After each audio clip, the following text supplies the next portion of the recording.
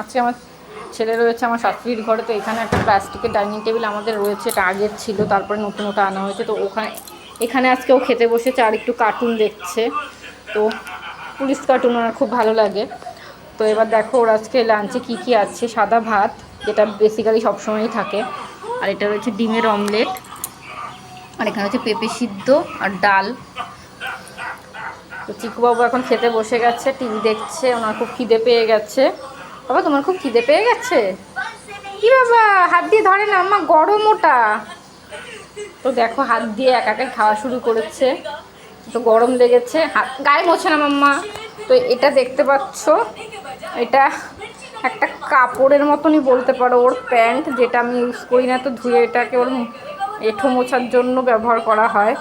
তো এই কাপড়টা, কারণ ও প্রত্যেকটা গাল ভাত মুখে নেবে আর হাত বা মুখ এটা দিয়ে মুছবে, মানে শুকনো খাবার দাও আর হচ্ছে তুমি ডাল দাও যাই দাও, তো সেটা ওর এরকমভাবেই, ও প্রত্যেকটা খাবারই এরকমভাবে মোছে।